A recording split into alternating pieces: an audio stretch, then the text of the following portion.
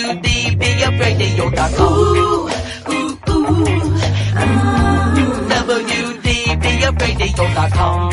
WDBFradio.com. Do you own a laser printer, copier, or a fax? Well then, listen close to this announcement. Laser Technologies has been providing high-quality, frustration-free toner cartridges that are guaranteed not to harm your equipment for over 20 years. Laser Technologies will save you on your supplies with high-quality and fast delivery. Savings up to 50%. Laser Technologies supplies toner, imaging drums, developer and cartridges for most of the major brands. For a price quote, send an email to service@laser-technologies.com.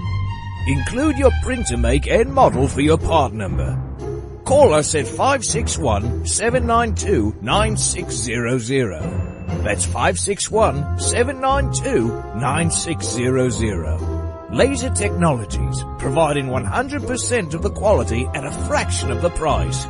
561-792-9600. Hi folks, I'm Roger from Rogers Gotcha Motoring. If you need a local auto repair shop, Rogers Gotcha Motoring will take care of all of your automotive repair needs. If you need something as simple as an oil change or as complex as an engine overhaul, I have the latest in technology and the knowledge to get the job done right. We've been servicing Pinellas County since 1994 and are conveniently located at 3700 5th Avenue North in St. Petersburg, Florida. If you need service, call now at 727-327-1830 or visit my website at www.rogersgotchamotoring.com or like my Facebook page at Rogers Gotcha Motoring for a complete list of all of our services. So come on over to Rogers, that's me, and get your car service today. And don't forget to shop and support local business. Call now to book your appointment at 727-327-1830. That's 727-327-1830, or swing on by.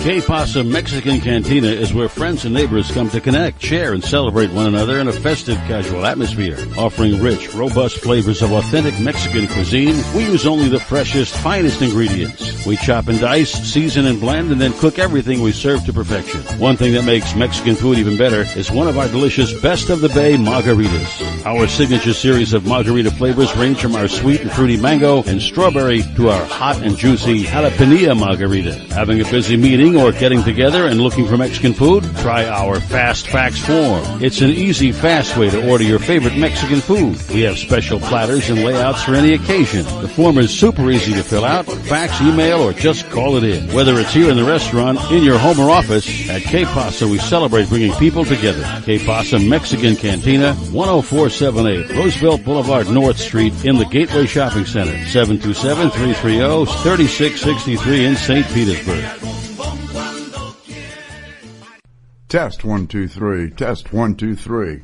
Hey, this is Captain Hook for Statewide Pest Control Services. They've been serving the west coast of Florida since 1987. Statewide does it all.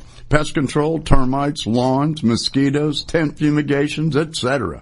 This announcement is from their mold division. Since Hurricane Charlie in 2004, all their personnel are certified in mold and moisture control.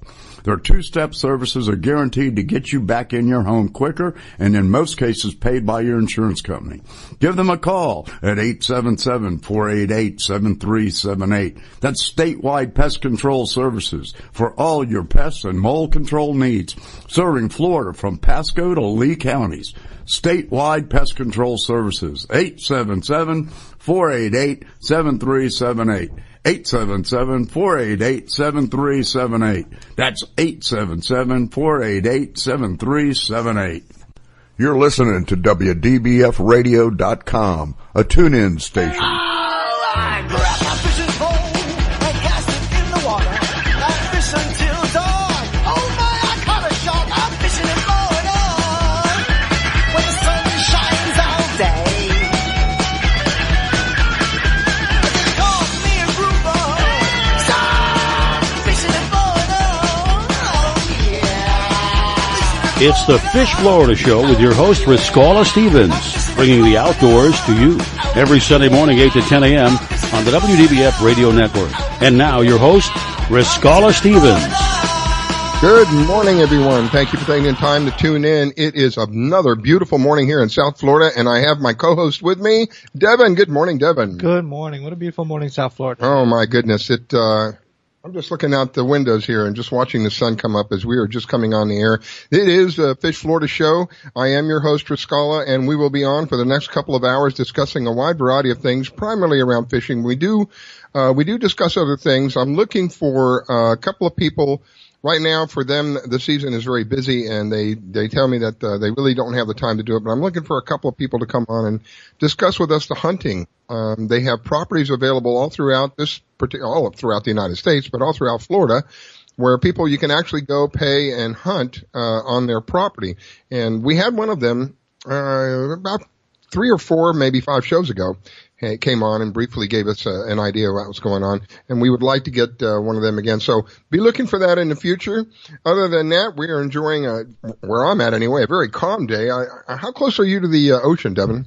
Probably about 15, 20 minutes. Was at the most. Was it windy there? I was out there last night. It was windy. Yeah.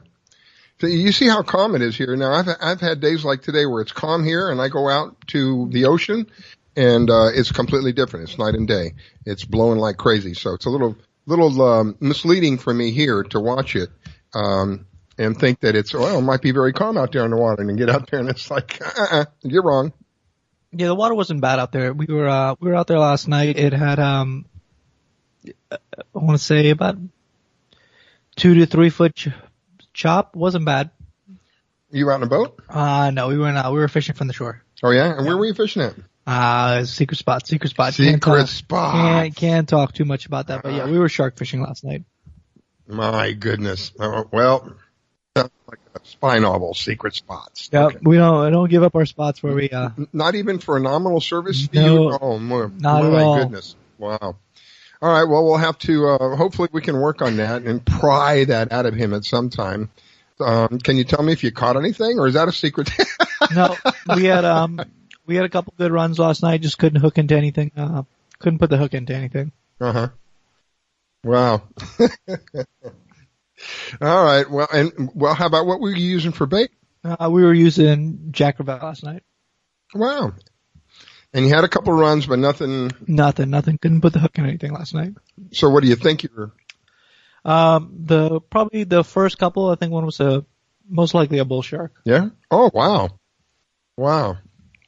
Well, I took my grandson fishing off of Victoria's dock there, and he caught himself a little catfish. It was the craziest thing in the world to watch him do that. I wished I had the insight to take a video of it because it was just unbelievable. Anyway, all right, we're going to move on. We've got, I believe we've got Robert on the phone with us now. Robert, right. Good morning and welcome to the Florida Show. Good morning, and how is everybody doing out there? Doing well. How's everything been, Robert? How are you? Excellent.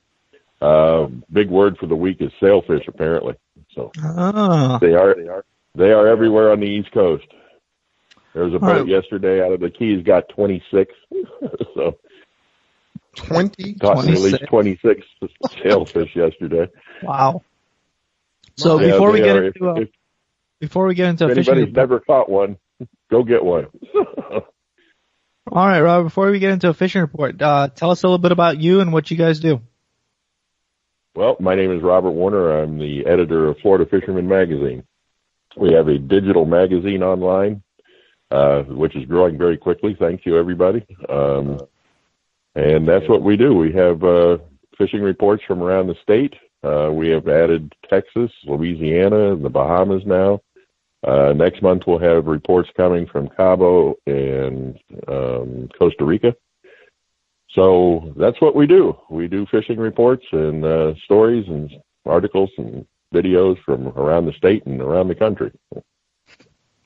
And to do a good job at it, too. If you're online, you can find them at the Florida Fisherman Magazine. Do a search for them, and they easily come up quickly. There's a wide variety of information for them. There's always interesting to have Robert on. He's almost become a regular for me. I enjoy him so much and the information that he brings. I know you weren't feeling well last week. I hope that you're feeling better now. No, I can tell everybody this. If there's a brand new restaurant that opens in your town, don't be the first one there. You might want to wait a week or so and see how it goes. Let someone else be the lab rat, right? Exactly. All right, But, so let's get into the fishing report. The sailfish are in the Keys, was what you're saying. Sailfish, well, actually, they are everywhere from here. I'm in Jensen Beach. They are everywhere from here to the Keys on the East Coast, all up and down the East Coast. Yesterday, there was just sailfish after sailfish after sailfish. So these cold fronts have pushed them down, and they are here. They are also arriving with some fairly good numbers of mahi are starting to show up.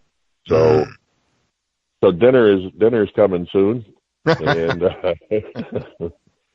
but it's a great time to get out there. You got to catch it in between these fronts that are coming because the winds pick up and it gets a little nasty out there. But if you can catch a day like today, I am sitting here. I'm on my back porch right now, and there is not a breeze. There is not a leaf moving. So this would be a great day to be out there. We're still got some cool weather, and be a great day to be out there. If you're thinking about getting out there today, get out there because this looks like a perfect day for it. So. Yeah, the weather from last night and yesterday, it laid down really well. It's pretty flat. The bite's been pretty good all around here in South Florida, though. Not just sailfish. The bottom bite's been really good. The snapper bite's been really good. Yeah, it has. The mutton snapper coming in. Aaron Sutcliffe out of Marathon yesterday caught some just phenomenal yellowtail too, all in the 5 and 6 pound range. So they're out. Yeah, the snapper bite's been good. Like I said, muttons, mangroves. Unfortunately, we're catching a lot of grouper, but they're out of season. So it's because they know it. They know you got to put them back. Vent them and put them back. They know. They're like snook. Snook will pile up in the inlet until September 1st.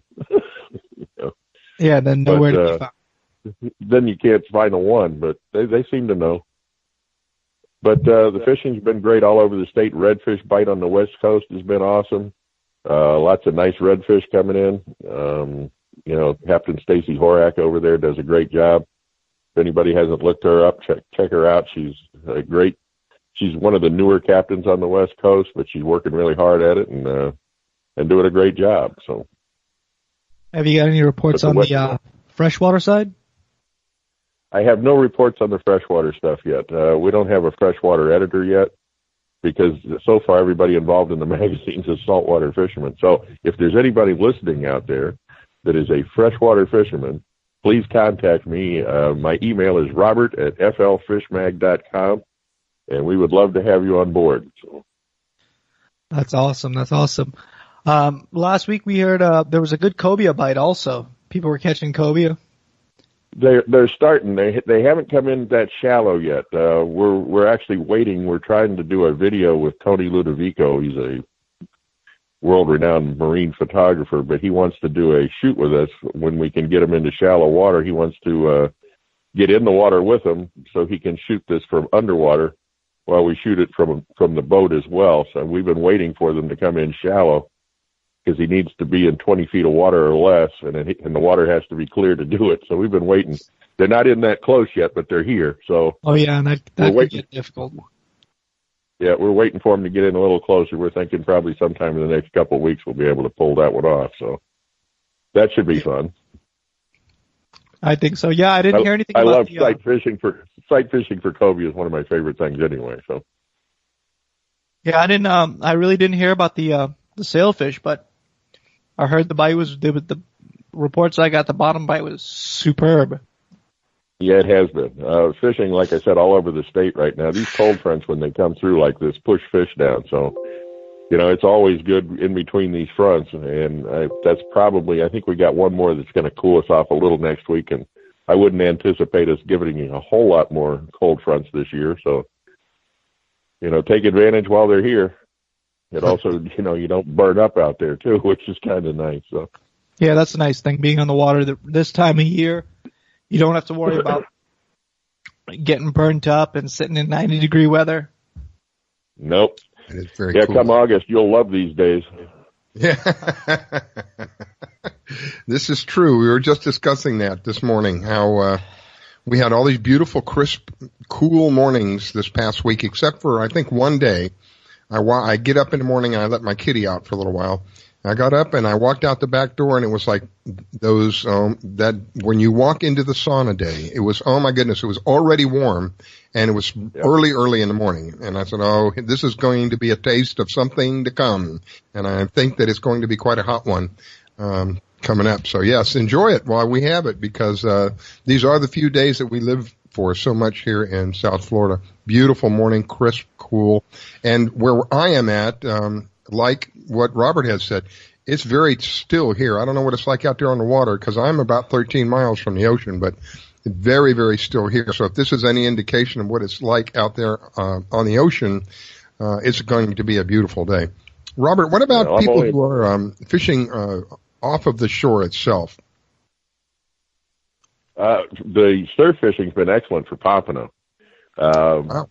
The pompano we've been doing very well with pompano here, at least locally here in the Stewart and West Palm Beach area. The pompano bite's been good using sand fleas. Sam, you know, now that you say that, it brings back some memories. This is the kind of thing you go out to you dig them up, right, on the beach? Yep. I remember doing that as a kid. Me too, and you got to learn to dig fast too. They dig fast. So they're fast little buggers. Yep. I haven't done that in, oh my gosh, let's forget about it. Go on a second. It's been a long time.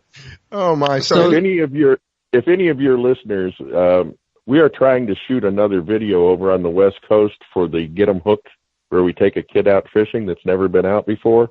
Oh. If there's anybody on the west coast of Florida that would be interested in that, if they would please contact Tysa Dawn, you can find her at Tysa at flfishmag.com. She's trying to organize that over there on the west coast. She's in the Sarasota area. So if there is anybody listening that would like to get their child out fishing that has never been out, please contact Tysa, and we're going to try to get them out and shoot a video with it. In that, the email again. Give the email out. Hers is Tysa, Tysa, at flfishmag.com.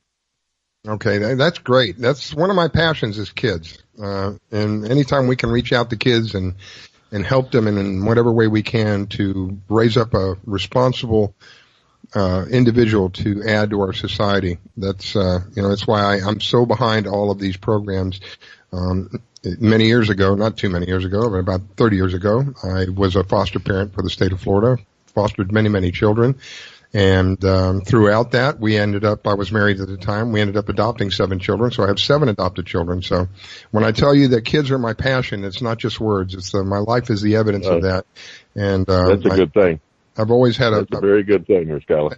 A deep passion for children. And my grandkids now are probably going to end up taking one of them out today. You know, when you're saying for a child that first time out fishing, I took my grandson for the first time out a couple of weeks ago, I believe it was, and the look on his face was worth. You can't put money on it, and I only wish that I had priceless. That's for sure. Yeah. I only wish that I had the presence of mind to get my phone out and take a video of it while it was all happening. The excitement, the confusion, the fear, all mixed up together. It was just unbelievable. And the innocence. You know, he's 8 years old. First time he'd ever hooked a fish. He did it all on his own. He was so excited he couldn't figure out how to reel it in. Again, if I had the presence of mind, I could have videoed it, and I would have had an unbelievable video. Anyway, so when you say stuff like that, yeah, that touches my heart. So any way that we can help, if for any reason you can't reach any of them, you can always reach us on Facebook. We are, you can find us on Facebook. By the way, while you're on Facebook, please give us a like, because we need to be relevant in searches. And getting ready to come up against a break. Robert, any parting thoughts, if you would be so kind? Nope, just as many people as we can get outdoors, let's get them out there, because it's better than sitting in front of a television or sitting playing video games all day. So anything we can do to help people get outdoors, whether they're fishing, camping, hunting, mountain bike riding, I don't care what it is, let's get them out there. And that's it. Let's just get as many people outdoors as we can. Absolutely. Robert, tell them once more where they can find you. You can find me at Robert is at flfishmag.com, and our website is flfishmag.com. Great, everybody. That's Robert with flfishmag.com. That's Florida Fisherman's Magazine. Go ahead and check out his website. If you forget, remember you can always find him on the Fish Florida app. That's right. That's right. Easy way to find everybody and a lot of people that we talk to on the show. Robert, thanks again. We're up against a hard break. We will see you next time. Thank you, Robert. You guys have a great day. Don't go away, ladies and gentlemen. We'll be right back. It's the Fish Florida Show. You're listening to the Fish Florida Show with your host, Riskella. Don't go away. We'll be right back. Do you own a laser printer, copier, or a fax? Well then, listen close to this announcement. Laser Technologies has been providing high-quality, frustration-free toner cartridges that are guaranteed not to harm your equipment for over 20 years. Laser Technologies will save you on your supplies with high quality and fast delivery. Savings up to 50%. Laser Technologies supplies toner, imaging drums, developer and cartridges for most of the major brands. For a price quote, send an email to service@laser-technologies.com. Include your printer make and model for your part number. Call us at 561-792-9600. That's 561-792-9600. Laser Technologies, providing 100% of the quality at a fraction of the price. 561-792-9600. When selling your luxury home, you need someone who understands your expectations. Someone familiar with the industry, who can sell your home faster and get you the best price. Someone who can provide you with a full-service brokerage firm. That someone is Devin Canhigh with Exit Realty. Devin is a veteran who has grown up in South Florida and spent his life in Palm Beach County. With Devin's marketing strategy and his network of contacts, you will be pleased at how quickly, smoothly, and easily your home can be sold. Not sure what your home should sell for? With Devin on your side, you will receive a free evaluation. Call Devin today at 561-281-9138. He's ready to serve your needs and expectations. That's 561-281-9138. Devin Canhigh with Exit Realty. 561-281-9138. Download the Fish Florida mobile app to plan your boating, fishing, or hunting trip. You can find your tide reports, buoy reports, get a fishing license, and even find someone to go fishing with. Plus great products and services from all our media partners. And oh yeah, you can get the Fish Florida Show on the app. Sundays at 8 a.m. Eastern here on the WDBF radio networks. So download the Fish Florida mobile app to plan your boating, fishing, or hunting trip and tune in. I grab my fishing pole and cast it in the water. I fish until dawn. Oh my, I caught a shark. I'm fishing and blowing on when the sun shines all day. They call me a grouper. So I'm fishing and blowing on. Oh yeah. It's the Fish Florida Show with your host, Riskella Stevens, bringing the outdoors to you every Sunday morning, 8 to 10 a.m. on the WDBF radio network. And now your host, Riskella Stevens. Okay, we are back, ladies and gentlemen. It is the Fish Florida Show. I am your host, Riskella, with my co-host, Devin Canhigh. Good morning, Devin. Good morning. A beautiful day that we are sharing here in South Florida. And we have, a little... I'm thinking about going fishing like under a bridge or something today. What do you think? Right now, I think, the bridge fishing should be pretty good. With the way the weather gets, those bridges, once the sun's out, they hold the heat, so you'll get a lot of fish hanging around them. If not, go like near the seawalls. It's a good place to fish if you're doing that. Yeah, I tend to, if I'm like fishing under a bridge or something, I don't know. I tend to go for the pilings, that support the bridge. Yeah, pilings are good. Pilings are very good to fish around. They have a lot of, growth on them that the smaller fish feed off of. The bigger fish eat the smaller fish. You get that whole Lion King circle of life. It's a great place to fish. Yeah, so that's kind of my goal for today. I think I'm going to see if my grandson is available and take him again and see if I can get him excited and catch another fish. And this time I'll have the presence of mind. I'll be able to take a video of it and share it with everybody. And while I'm on the subject, you can always find us on the web, www.fishfloridashow.com. You can also find us on the Fish Florida app. And by the way, that is a free app. You can download that app. It's readily available in any of the major stores. An app that, from all the people I've spoken with, have found it to be a vital tool that they can use. If you're going outside to do something, whether that is boating, kayaking, snorkeling, whatever that might be, camping, it's a vital app to have in the palm of your hand that gives you a wide variety of information pertinent to what you're going to be doing. It's pretty hard to find something like that for free. Yeah, it's a great app. Great tool to use if you're coming fishing down in Florida. If you're doing anything in Florida, it's a great app to have. Yeah, and it's free, and it has been run through the gamut with regard to quality. We've had a lot of people tell them, everybody that I have spoken with has enjoyed not only the information but the way that it works on your phone. All the glitches and all of that stuff, they don't exist. It's very smooth. It operates very easily on your phone, and everybody's happy with it. They're happy with the information that it gives. They're happy with the way that it works on their phone, and it's free. I mean, you can't kind of be. That's probably the best part of it all. It's free. Yeah, absolutely. It's no obligation. You don't have to give up any personal information for the app or anything like that. So we're looking for some media partners. You know, we have a wide variety of media partners, and you can find them, of course, on the app that we're talking about. And we're looking for some more media partners. This is the way that what we believe in is everybody helping each other. It's just something as a core value of mine that everybody is here to do something. And that one thing is we each have special skills. We each know something. And with working with each other and helping each other, we can help each other build each other's business. So through the media part of this, the Fish Florida Media Group, we work with each other. We help each other to promote each other's business. And always happy to see someone get along. We have a new partner, but I haven't gotten the information yet. Do you remember who that is? No, I know one of them was called Glow Pro Lures. I remember that because it was so close to GoPro. Yep, we talked to him last week. Glow Pro Lures. Oh, that's a tongue twister. Glow Pro Lures. Yes, that was one of them, but there was another one we just got as well. It was an individual. Atlas Tracks. Well, we got Carolyn at Atlas Tracks. She's going to be on today too as well. The reason why I wanted her back on today is, unfortunately, this last week I have three posts, where people have had their property taken from them. I think that, I don't know what's worse, the feeling of knowing someone has come and taken something that doesn't belong to them from you, or the idea of knowing that something that you've worked so hard to get has been taken from you without your permission, without your knowledge, and you come back and you find that empty space. It's just heartbreaking.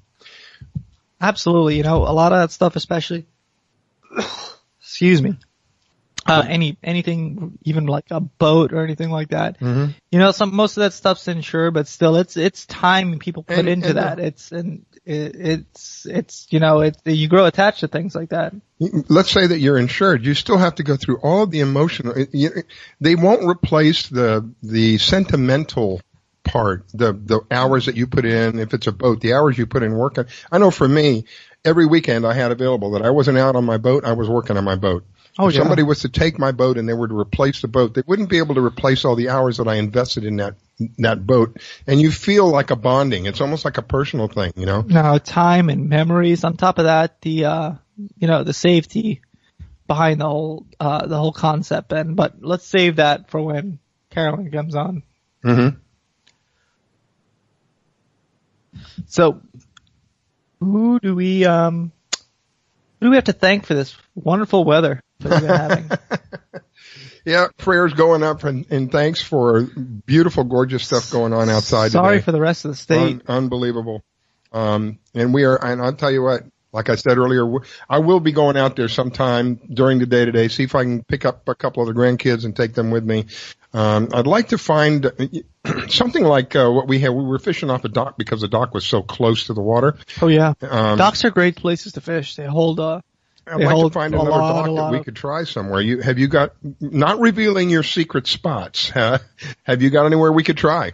You know, any dock is a great area to fish. You can always fish around the Lantana Bridge. That's another great area to fish. Uh-huh. Now, Lantana, is that the Lake Worth Road Bridge? That what you're talking about? No, Lantana Bridge is off of, that's the one off of Ocean Avenue. Oh, is there a place to fish underneath that bridge? Yep, there's a spot to fish underneath it. They made that whole thing. I know nice along there, there's a boat ramp there, because I put my jet ski in there. Yep. But there's like a fishing pier. Oh yeah, there's a little bridge underneath the big bridge. Oh wow! Well, we may go check that out today. That might be a good place to go catch one of them right there. A beautiful looking grouper on the screen. Yeah, you'll catch everything. It's a good variety there. The spot on Lake Worth is another great spot to fish too. Mm-hmm. Now I've been to the Lake Worth Bridge. I don't know what they call it, but there's like a fishing pier. Yeah, underneath the bridge. Yep, the little fishing pier. How'd you guys do there? Anything?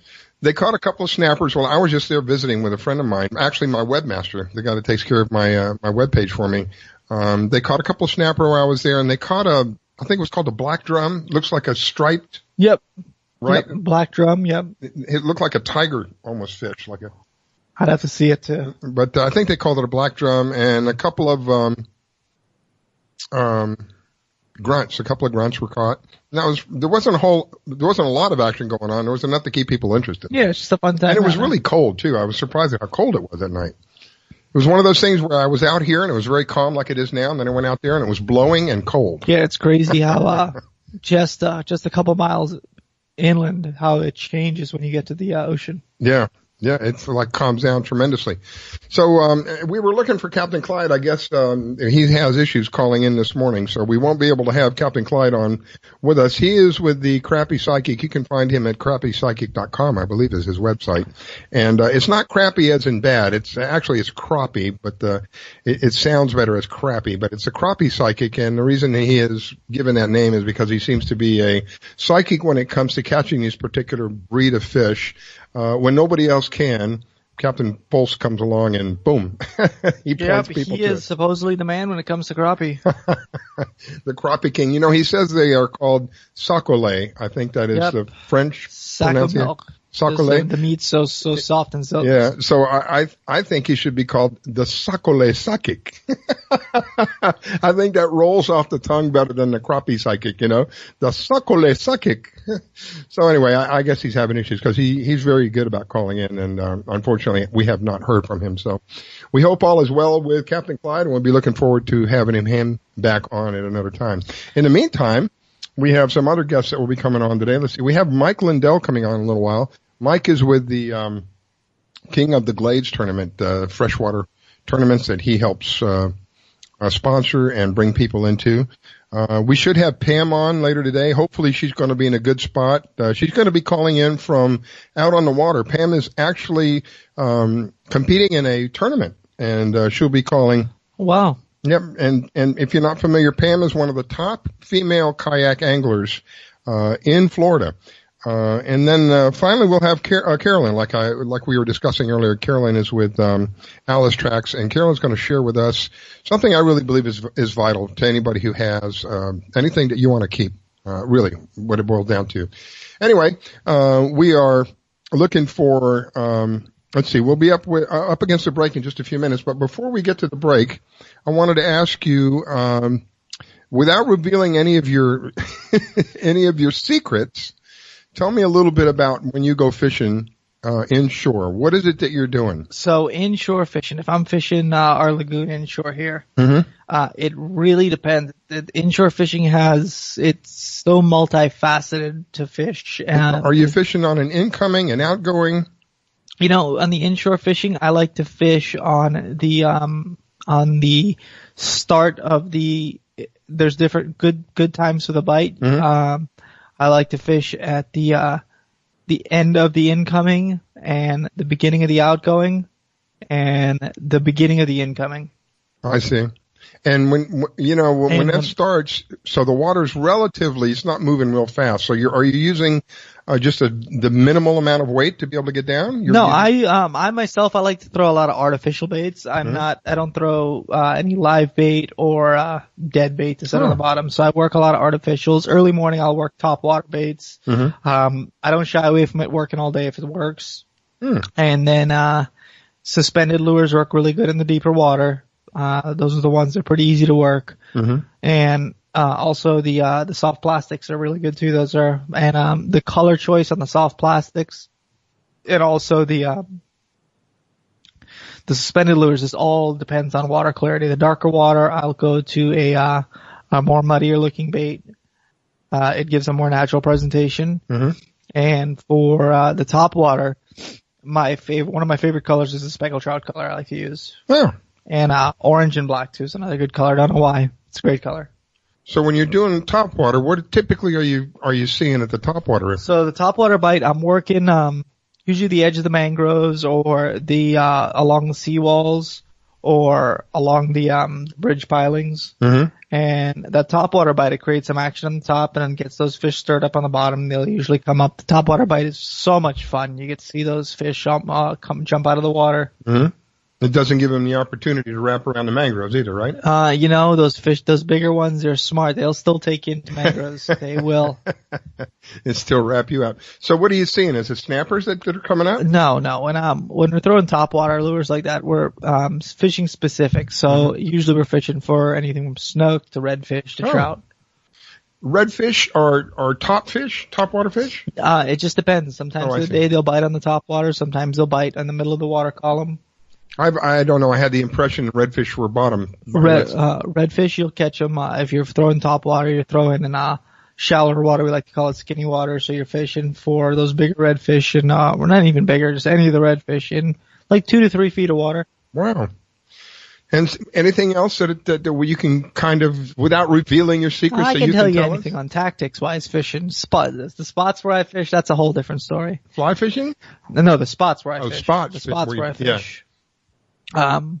What else? Good areas this time of year. Like I said, with the cold weather, I would look for the seawalls, the stuff that's holding some of the heat, because those fish will hang out there. Yeah, I didn't think about that. Yeah. Yeah, seawalls do get relatively warm during the day. Even the mangroves hold a lot of heat too. That's why I see a lot of fish hold up in the mangroves. I guess because it's shallower there, yeah? Yeah, and remember those mangroves, all those plants will absorb the heat. Yeah. Will resonate down in. Yeah. Wow. So any area holding heat, you want to also look at anywhere you see water level changes, where the drop offs are, like the edge of the water levels is where you see some of the fish run if you're on the boat. Mm-hmm.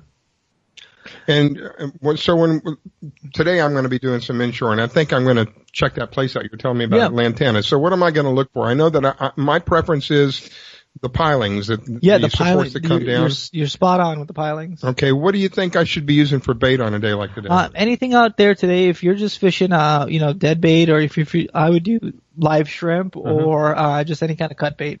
Okay. From squid, we'll probably get some cut bait because I don't think the kids will like live shrimp. It's jumping around, Poppy. I can't hold it. That's what they have you there for, to put it on the hook for them. So we'll probably get us some cut bait, and we'll check that out and see what we can come up with, and we'll give you a report on that next week. And I will have the presence of mind. If he catches anything, I'm going to video it because I think it's just phenomenal to watch these kids spend the time and try. I tell you, he was so excited he didn't know what to do. And it was like something like, oh my gosh. And one thing I did tell him, I wouldn't do it, but one thing I did tell him is, if you let go of that pole, I'm going to push you in. You're going after that pole. Yeah. So he held tight to that pole. There you go. And everybody stay tuned, because coming up at 9:26, I will give you my official fishing report and what's going on out there. Hot dog. I've been saving that. I'm itching at it, but I will give you my official fishing report, tips and tricks offshore. Great. All right. Well, I guess we can go ahead and take a break. We're going to have to take a break in a couple of minutes anyway, so we'll take it a little early. Please don't go away. It is the Fish Florida Show. I am your host, Riscala, with my co-host, Kevin Danhai. We will be right back.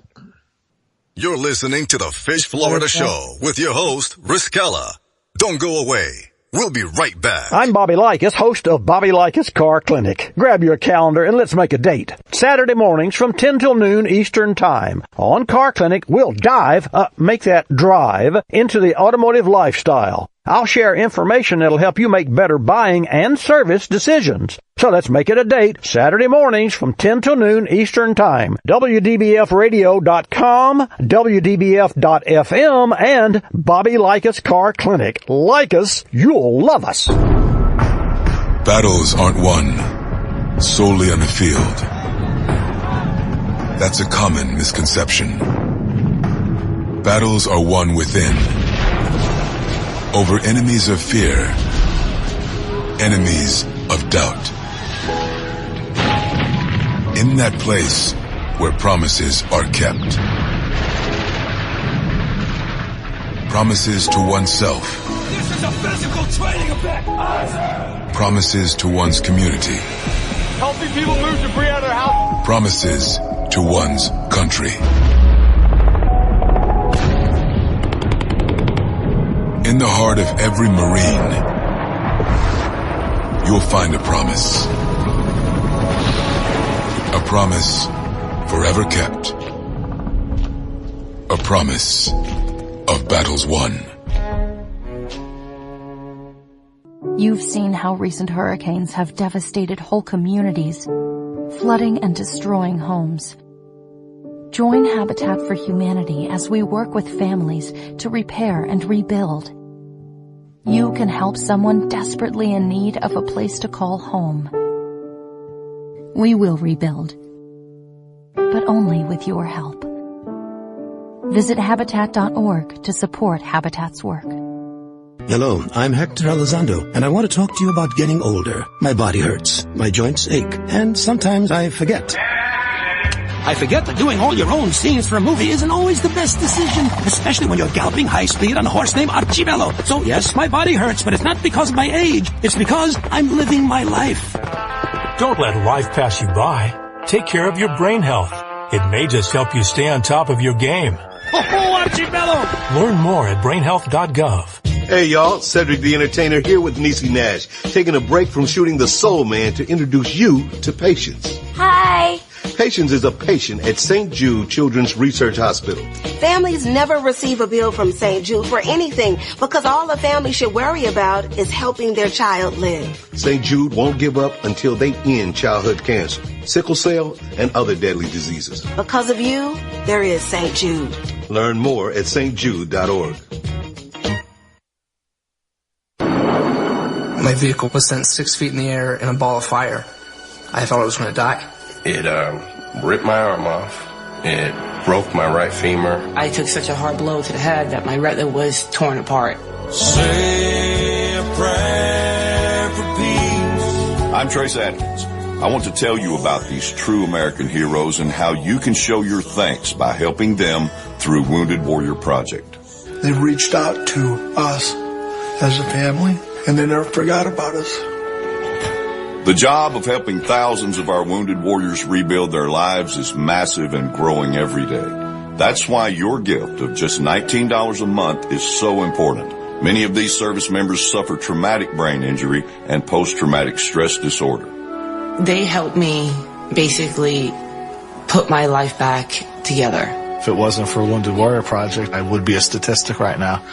I would have been one of those soldiers who came home and committed suicide. I'm in the fields of Vietnam, the mountains of Afghanistan. Your gift today of $19 a month can help us provide the programs and services desperately needed by our wounded service members. Call or go online with a pledge and you'll receive this Wounded Warrior Project blanket.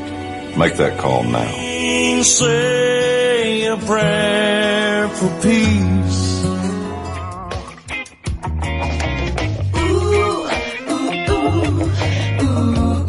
WDBFradio.com. WDBFradio.com. WDBFradio.com.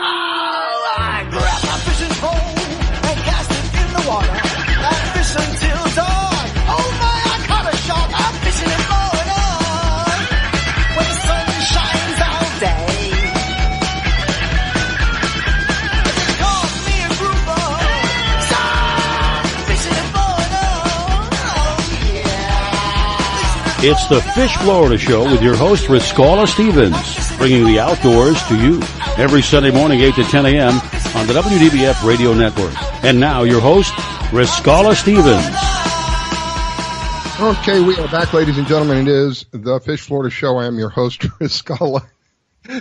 And my co-host, Devin Canhigh. He said that I said Kevin Danhigh. Yeah, you sure did. I gotta cut the coffee off for Escala here in the morning. Okay, so with my co-host Devin Canhigh, I have to be very careful now because I didn't even realize I did that. I apologize. Anyway, it is a Fish Florida show. We are welcome to sit in and listen to our information that we offer everybody, and hopefully our next guest will be calling in. We had a little bit of confusion on the schedule, but we'll be looking forward to having Mike Lindell call in here shortly. He's with the King of the Glades Tournament, I believe is what it's called. King of the Glades Tournament. Yeah, you got all the letters right on that one in the right order. I kind of checked myself because I didn't even realize what I had done. So anyway, we were prior to taking a break, we had been talking about doing some fishing because I've got that on my mind today. And for those of us who are not going to fish today, it is a beautiful day to get out there and enjoy something. As the day goes on, I think we're expected to get up into the 70s today, right? Yeah, and it's a great day. We've got the here in Wellington, we've got the Bacon Bourbon Festival going on. Mm-hmm. Oh, yeah, that's right. We have a boat show going on here, right? And we've got the West Palm Beach Boat Show also on the water. Wow. So if you're not going fishing, it's a great time to take the family out, take advantage of either one of those great events going on. Yeah. All right, I believe we have our next guest on, Mike Lindell, with the King of the Glades Tournament. Mike, good morning, welcome, and my apologies for the confusion on the call-in time. Good morning, Riscala. How's it going this morning? We're doing well, my friend. Again, I apologize about the confusion this morning. Oh, no problem. Bass fishing, getting into the freshwater side, I heard your reports on the sailfish, which sounds amazing. It makes me want to go out there and try to get a sail, but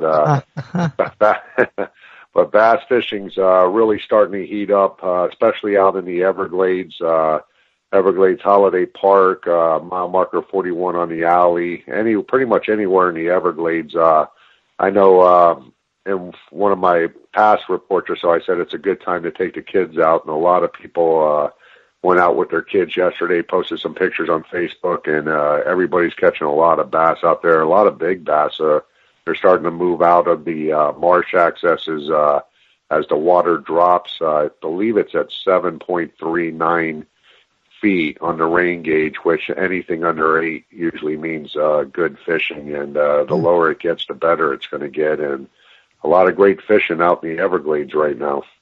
Wow. How about water quality? How's the water quality?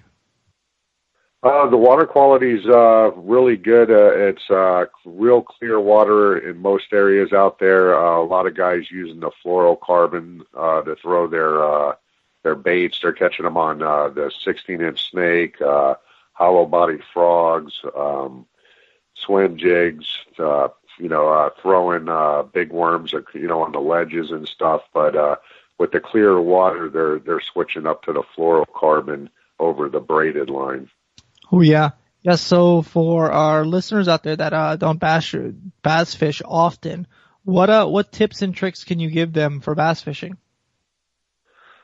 Pretty much, if you want to just have a good time and catch a lot of fish with a chance at a couple big ones, and you're out with your kids or whatever, pretty much you just need, for the kids, my scenario is 7-foot medium heavy rod, with some 14 to 17 pound fluorocarbon. You could wacky rig a stick worm, Senko type bait. It's just a stick bait, a soft plastic stick bait that you put the hook in the center, and you don't really have to set the hook up for that. So it's good for the kids. They could just cast them in the pads, off the side of the pads and let them sink. And when a bass eats them, it pretty much all you do is start reeling in. You don't really even have to set up that hard. So the kids, that's a really good bait for the kids. It's just called a wacky rig. It's where you use a small circle hook and you put in the center of the stick bait, and it kind of just flutters down.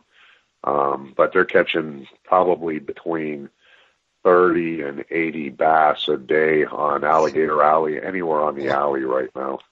That's a really good, spot for the kids. For the guys that are, pretty much know what they're doing, they could go to the bigger topwater baits, the super spooks, the snakes, the hollow body frogs and stuff. And pretty much just, catch them at will. I mean, the windier, it seems like the more wind ripple that's on the water, the better the fishing is right now, too, as well. Yeah, absolutely. It makes it a little more difficult to throw that top water when you get too much wind ripple, but top water bite is still one of my favorite bites. I went out. I fished a tournament there at Holiday Park last week. I ended up with 23 pounds. I finished third, missed first by a couple pounds. I had a big one on it. Could have pushed me over the top, but I caught all my fish on the spook, and which is a walk the dog bait across the top, and I throw a big one, and I had me and my partner had 4.5 pounders across the board. Wow! It was a fun day. It was a fun day. We caught about 45 bass. Mike, you said earlier, something about the line. They weren't using braided line. They were using fluorocarbon. Okay, so for someone like me who's not familiar with what you're saying, describe the difference. Okay, you got 3 types of lines. You got monofilament, and then you got fluorocarbon, and then braid. Braid is more like a string type bait, but it's super strong. It's super strong. It floats. So like if you're throwing a big topwater bait and you don't want the nose to go down, you use the braided line because it floats. Monofilament has a lot of stretch. So if you're setting up on a big fish, especially on topwater or something, you don't want a lot of stretch, because then you're not going to get a good hook set and it's going to jump off. Monofilament I pretty much use for worm fishing down deep because the stretch doesn't matter. Fluorocarbon has no stretch. The only difference between fluorocarbon and braid, fluorocarbon is made out of the similar material as monofilament, but it has zero stretch. So you're going to get a good hook set. The difference between fluorocarbon and braid is fluorocarbon sinks. So it has a tendency of making your baits, topwater baits, kind of nose down a little bit as it sinks, which in some cases it doesn't matter, but basically they're using it for the snakes and the big 7-inch Senkos, which is like a stick bait, and, hard jerk baits like Rapalas and stuff, subsurface, because braid is more visible than fluorocarbon. The fish don't see the fluorocarbon as easy as the braid. Wow, thank you, because I really didn't have any idea. I mean, you were saying fluorocarbons. In my mind, I just saw clear line. I am not as educated as my co-host is. Yeah, and the fluorocarbon in the water, it disappears a lot more than monofilament will also. In the water? Yep.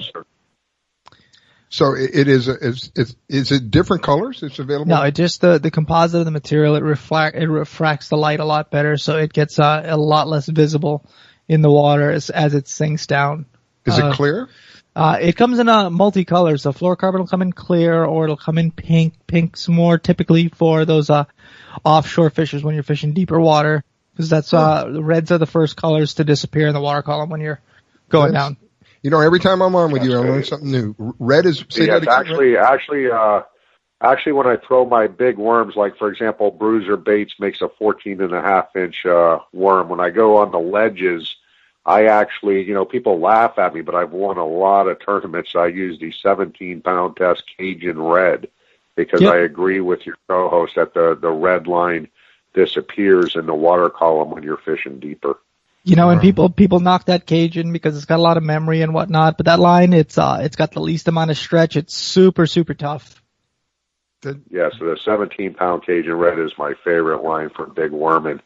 But, besides the Everglades, the airport lakes down in Miami, a lot of guys catching peacock bass. And actually there was a guy out there the other day, actually caught some schooling jacks, which kind of surprised me a little bit over there in the Miami lakes. But you could catch some bass, snook, jacks, peacock bass. So you can catch a wide variety of fish over in the airport lakes down there in Miami. Oh, yeah. You can even get into some small tarpon down there also. In these lakes you're talking about? Oh, yeah, because tarpon, they'll adapt. They will gulp air. They'll come up on their roll to gulp air, yep. Wow. You can find tarpon in the Everglades. You'll find tarpon in freshwater, too. Well, I know when I was growing up.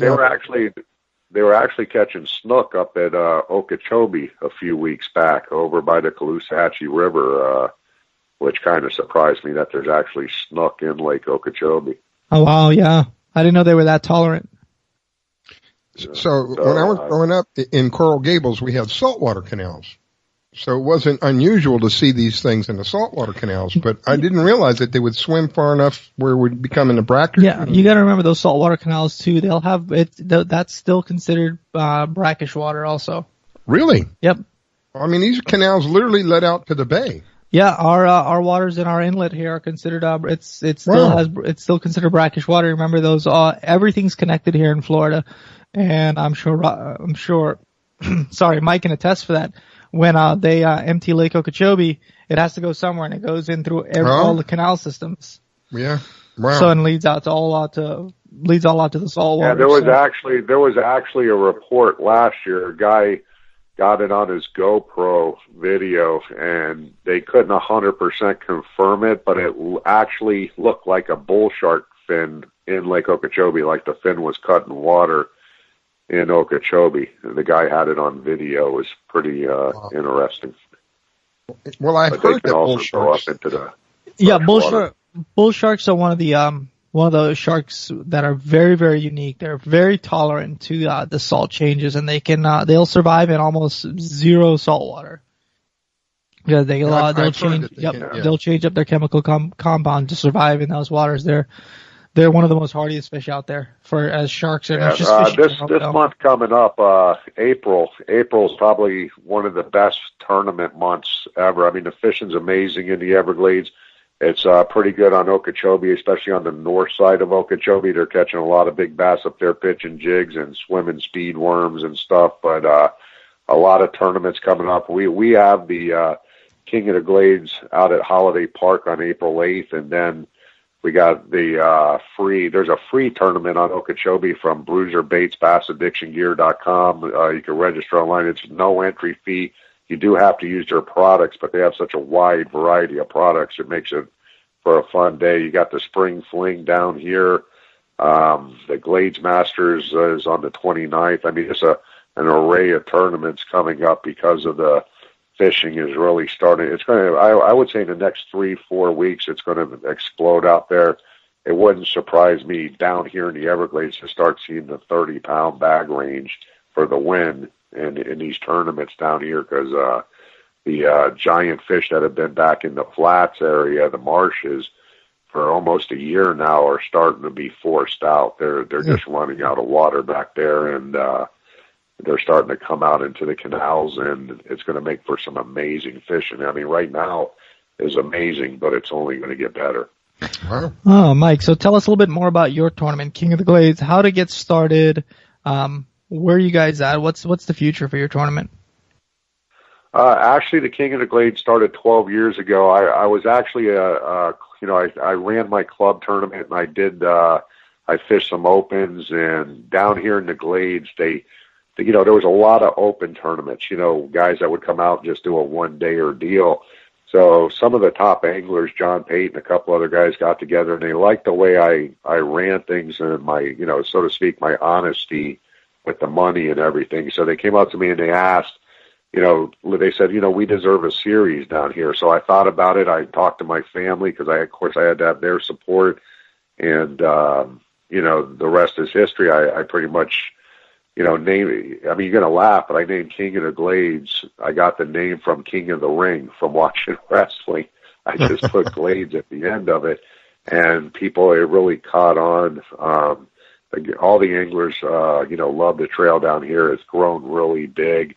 I mean, honestly, it's grown to the point to where the only way I can expand bigger, if I chose to, and it would be a lot of work, is to do divisions, like King of Okeechobee, King of Lake Istapoga, and then have a championship that centers around all the divisions, like take the top 10, 20 boats from each division. But then it becomes, it goes from being a hobby to a job, and I don't know if I want that. I'm happy with we're averaging between 80 and 100 boats a tournament every tournament, and it runs 6 months, and we have a championship at the end for the top 23 boats.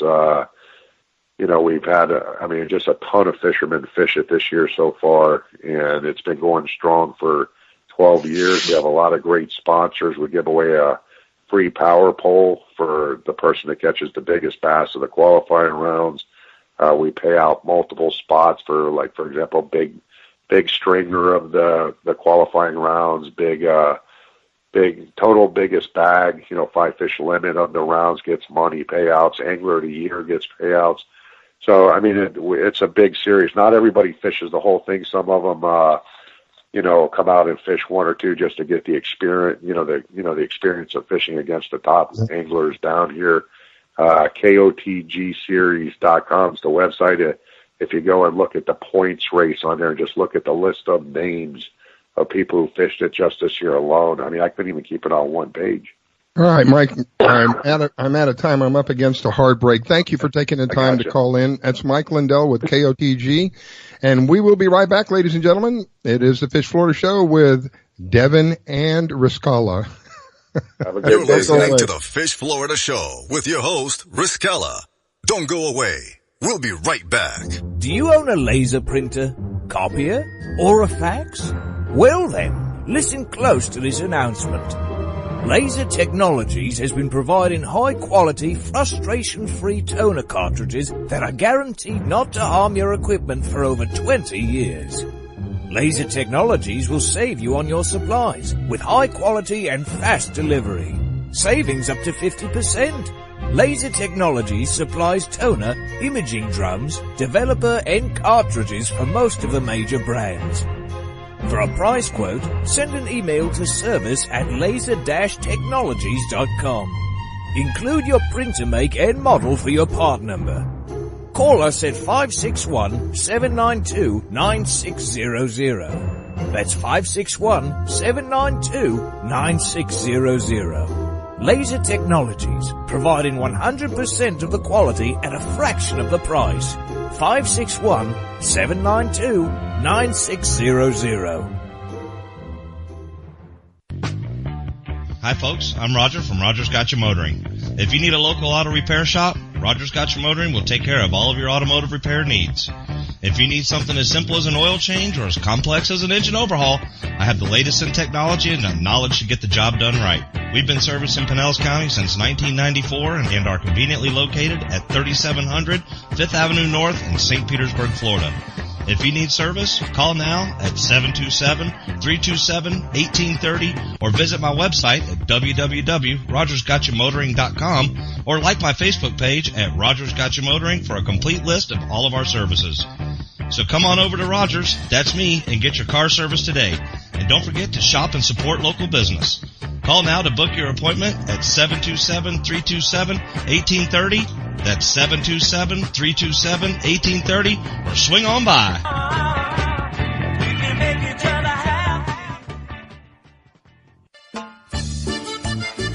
Que Pasa Mexican Cantina is where friends and neighbors come to connect, share, and celebrate one another in a festive, casual atmosphere. Offering rich, robust flavors of authentic Mexican cuisine, we use only the freshest, finest ingredients. We chop and dice, season and blend, and then cook everything we serve to perfection. One thing that makes Mexican food even better is one of our delicious Best of the Bay margaritas. Our signature series of margarita flavors range from our sweet and fruity mango and strawberry to our hot and juicy jalapeno margarita. Having a busy meeting or getting together and looking for Mexican food? Try our Fast Fax form. It's an easy, fast way to order your favorite Mexican food. We have special platters and layouts for any occasion. The form is super easy to fill out, fax, email, or just call it in. Whether it's here in the restaurant, in your home or office, at Que Pasa we celebrate bringing people together. Que Pasa Mexican Cantina, 10478 Roosevelt Boulevard North Street in the Gateway Shopping Center, 727-330-3663 in St. Petersburg. Test 1, 2, 3. Test 1, 2, 3. Hey, this is Captain Hook for Statewide Pest Control Services. They've been serving the west coast of Florida since 1987.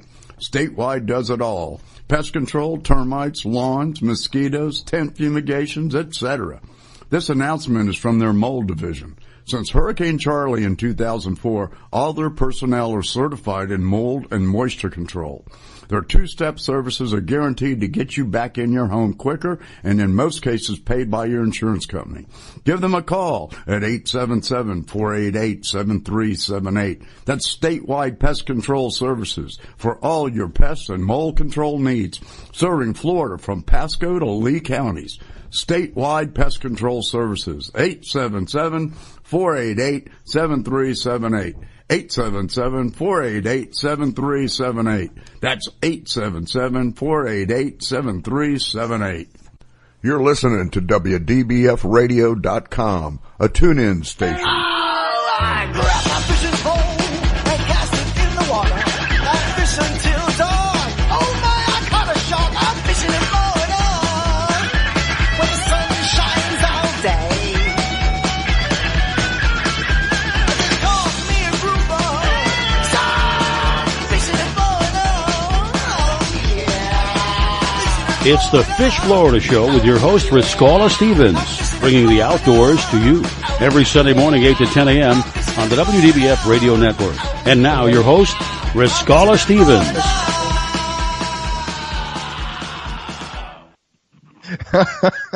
All right, good morning, everybody. It is the Fish Florida Show. I am your host, Riscala, with my co-host, Devin.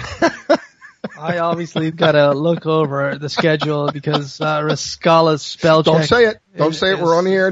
His spell check is kind of comical this morning. Oh my goodness! You know, first of all, I decided that to change Devin's name earlier. Didn't even realize I'd done that. And then he's showing me on the schedule here. I have a young lady coming on who is supposed to be the top female kayak angler in Florida. She's one of the top female kayak anglers in Florida. And in my infinite wisdom, somehow I put the toe female. All right, spell check didn't work. I apologize, Pam. Pam, you're not a toe, even though Riscala puts it on here. So. I can promise you Pam knows who she is. So good morning, Pam. Good morning. I mean, I was a blonde when I was born, so I guess, what's that, towhead? I'm rolling this morning. I'm telling you, it's just one mistake after another. Anyway, good morning, Pam. It is Pam Worth. Good morning. She's one of the top female kayak anglers, and I believe she may even be out on the water right now. Are you on the water? I am. I'm fishing the IFA in Clearwater. Per their rules, I can't tell you exactly where I am, and I can't tell you if I caught fish or didn't catch fish, because there's supposed to be no electronic until 3 o'clock the weigh-in. Oh, I see. But, yeah, that's what I'm doing, and I'm watching people in front of me catch fish while I'm sitting here. But that's good. It's all good. So I understand that you were up on the East Coast last week, right up near Jacksonville or something? I was in Jacksonville. Had a good time. There were 53 anglers out there. It was a tough go. It was cold. Wow. You know how the tides are in Jacksonville. But I ended up 9th out of 53 in Top Lady Angler. So I was pretty excited about that. When you say 53, there were 53 people in kayaks fishing? Yes, sir. Hot dog. Wow. It's a good sized division for the kayak division. Yeah, kayaks are, two of the fastest growing areas are kayak angling and lady anglers. So those are the two fastest growing segments of the fishing industry right now. And where you are out there, wherever it is the wind blowing? Not as bad as I thought. It was a lot worse yesterday and the day before. Mm-hmm. It's, knock on wood, praise God, or whatever you want to say, but it's not so bad. But I am tucked up in some mangroves, so that is, helping to block some of the wind. So I'm not asking if you caught anything or if you didn't catch anything, but give us a fishing report. What's the fishing like out there? What kind of fish are you seeing biting today? Okay, in the Bay Area, the redfish bite has been a little tough. I know I can't mention any areas right now. Yeah. I know a lot of the guys are using cut bait and doing okay. The reason the redfish turned off so quickly is, we had the cold snap come through. They just started to get in their spring cycles, and that cold front snap came through. So I'm hoping that yesterday was warm enough that it's going to pull some redfish out for me today. But we will see. Absolutely. And those guys fishing those cut baits, what they'll do is they'll fish them on the bottom and they'll fish the edge of the ledges where it drops off into the channel. It's like you'll see the redfish run in there for Scala. Wow. A lot of times, especially that there's a park around here, it's got a lot of weeds in it, but that park, they're out on the flats there and they're just dropping cut bait in the holes and things like that. And they're doing really, really well out there. So they're seeing redfish. Again, this is just my perception. They're seeing redfish among the weeds. Is that what you're saying? I was trying to give you a hint. Never mind. Anybody who lives in the Bay Area will get what I said. I don't want to. No, they're out on the flats. They haven't been right next to the mangrove line. They've been out on the flats and technically look for muddy areas because a muddy bottom is going to warm up faster than a grassy area. So pothole areas, muddy bottoms, those are the areas that are going to hold your redfish right now. Yep. And those redfish, they love the muddy bottoms. If you want to get into the trout and stuff, you want to look for the grassy flats. I see. You want to look, in the Bay Area, turtle grass is your friend, but not heavy turtle grass. You want kind of a mixture of turtle grass and potholes. I'm kind of sitting over a situation like that right now. I call it kind of like Swiss cheese. Yeah. And I've always found the biggest trout are where the reds are. If you're getting a bunch of dink trout, you're probably too deep. So maybe move in a little shallower. Yeah, when I'm you're not going to.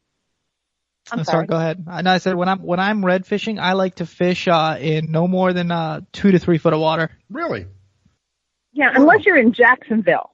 Yeah. If you're in Jacksonville, you want to go out to the river, which my goal originally was to turn around and do that, go out and get a fast red and get a fast trout, and then go out to the river and jig. Unfortunately, when I got to my place where I was going to fish, there was 10 other people there. Wow. And it was a small area of islands, so I kind of looked at them, and they're all, God bless them, they're younger than my kids. And I knew in a paddle race, I was not going to beat them. So I looked to my right and I saw docks, and I hate dock fishing. I want to tell you, it's not my favorite thing, but I didn't have a choice. But I ended up getting, very lucky and ended up with a nice trout and a mid-slot red. And the fishing was so tough that was enough to do it. Yeah, and you know what, Pam, when I dock fish, like I said, that's one thing because I carry only one rod with me to dock fish. It's a little firmer rod with a little bit heavier braid just so I don't get wrapped up in those docks. And if I'm throwing for trout, I'll throw a suspended lure because, those docks are holding a little deeper water. And that's my tactic. That's what I like to do when I dock fish. That's a great one. I threw on, I had a 3X shrimp because I wanted it to float slowly. Mm-hmm. And I threw a bunch of, what is that called? Procure, shrimp Procure on it. Yep. And put it on what the gas guys call it a weedless hook. I call it a worm hook. I grew up in Wisconsin, and we always called it a worm hook because you put a worm on it. Yeah. But you know what I'm saying, kind of the long one. I like the owner ones. They've got a really sharp tip. I do love the owner twist locks. I prefer the twist locks over the traditional weedless hook. Yeah. I don't know if you've got a chance to use the owner twist locks. So, yeah. I recommend them highly. I always say the name wrong. Gamakatsu? The Gamakatsu? I'm not. Yeah, those are also excellent hooks. Those are my two favorite. That's usually my backup hook is a Gamakatsu. Yeah. Say it slowly. It's a what? Gamakatsu. Gamakatsu. So they know. Yeah, they all laugh at me because I never say it right. Yep, that used to be my go-to hook, and then I started fishing the owners, and now Gamakatsu is my backup hook to my owners. So good. So I've got in 2 weeks. I have a fun thing coming up. That's Joe and Maria Hector's extreme sailfish competition. Oh, where's that located? That's out of Pompano Beach. Yeah, I think. And if you're in that area, it's a beautiful area, and it's kind of fun to see all the kayaks all rigged up. That's really kind of fun.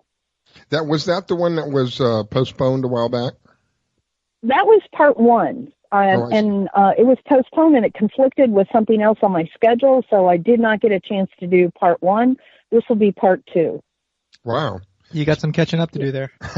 Yeah, I do. I'm behind. I agree with you. I am notoriously behind, but that's pretty much the story of my life. How many people do you estimate are in the tournament that you're involved in right now?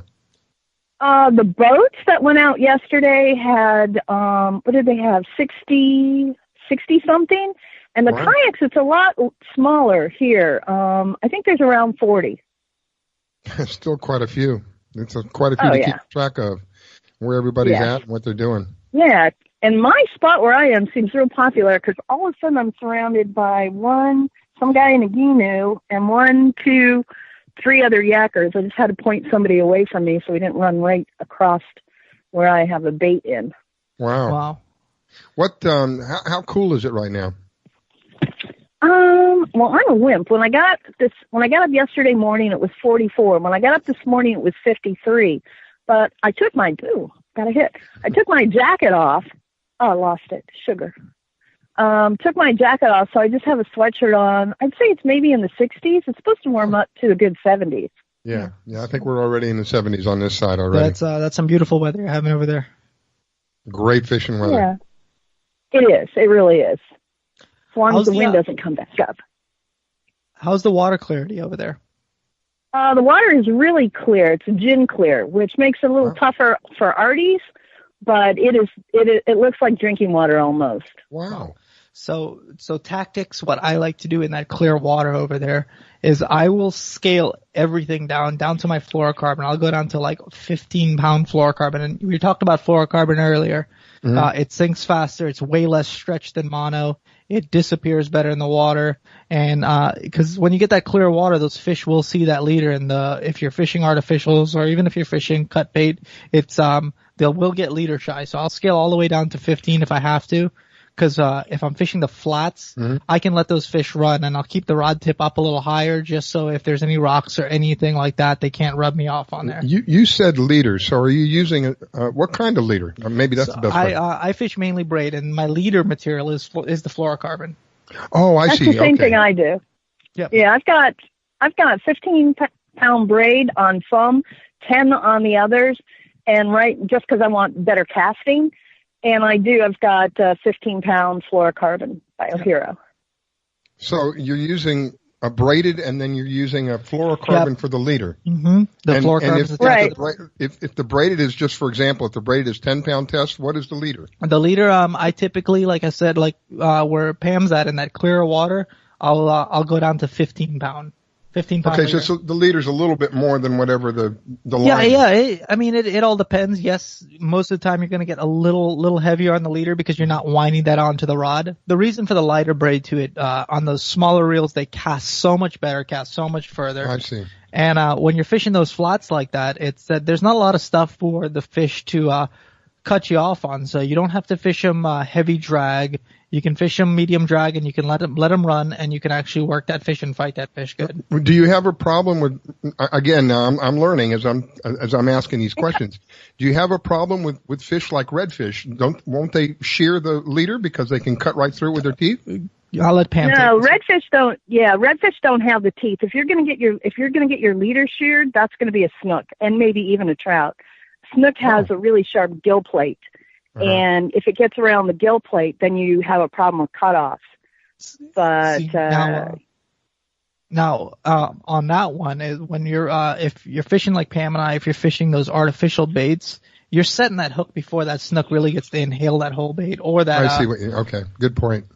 Good point. And especially on the top water, they're coming up and they're boiling behind that bait or from right underneath, so they're gonna get one of those treble hooks before they even suck that whole lure in. So you've got what you're saying is monitor the line very, very closely. At the first option, set the hook before the fish has an opportunity to rip your line off. It's all about feel. You can ask Pam on that one. Yeah, I don't. When I'm using topwater, to be honest, I don't set the hook. I have Cajun rods, and they have a really soft tip. So when they hit the topwater, my rod will go down, and then with the kinetic energy, it'll bounce back up, and it basically sets the hook itself. On topwater, most people have about a 60% hit rate. I'm close to 90. Wow. But even if it gets the lure, a snook, let's say a snook gets a lure in its mouth, it turns its head, and that leader can wrap around or get back to the gill plate. So if I am targeting just snook, I do go a little heavier. And on the topwater, I always can go a little heavier on my fluorocarbon, because basically it's not in the water. That's not what they're seeing. I go lighter when I have my suspending, or if I'm using like plastic baits that are on the bottom. Yep. The topwater baits, I usually use about 30-pound fluoro for the topwater. Because you're moving that bait so quick through the water, back and forth, walking the dog. It's they're not going to see that. And I'm sure Pam will attest for that one. Wow. Yeah, absolutely. Good point. Pam, we're coming up against a break, so before we do, any parting words, any mentions of any of your sponsors that you want to get out there? Well, I just want to say tight lines, and everybody go out and have a good time. I always ride a native watercraft. I love it. Like I said, Cajun rods, Daiwa reels. I like the best. They've never failed me. And anybody who rigs a kayak, Yak Attack is the way to go. Yak Attack, I like that. All right, Pam, tight lines. Check my Instagram. I always have updating pictures and tips. Pamela Sayworth. All right, Pam, tight lines. Catch them up. God bless you. Be All well. right, take care, guys. Thanks for calling in. Bye-bye. Bye-bye. Ladies and gentlemen, we are up against a break. We will be right back. It's the Fish Florida Show with Devin and Riscala. Don't go away. You're listening to the Fish Florida Show with your host, Riscala. Don't go away. We'll be right back. Do you own a laser printer, copier, or a fax? Well then, listen close to this announcement. Laser Technologies has been providing high-quality, frustration-free toner cartridges that are guaranteed not to harm your equipment for over 20 years. Laser Technologies will save you on your supplies with high-quality and fast delivery. Savings up to 50%. Laser Technologies supplies toner, imaging drums, developer, and cartridges for most of the major brands. For a price quote, send an email to service@laser-technologies.com. Include your printer make and model for your part number. Call us at 561-792-9600. That's 561-792-9600. Laser Technologies, providing 100% of the quality at a fraction of the price. 561-792-9600. When selling your luxury home, you need someone who understands your expectations. Someone familiar with the industry, who can sell your home faster and get you the best price. Someone who can provide you with a full-service brokerage firm. That someone is Devin Canhigh with Exit Realty.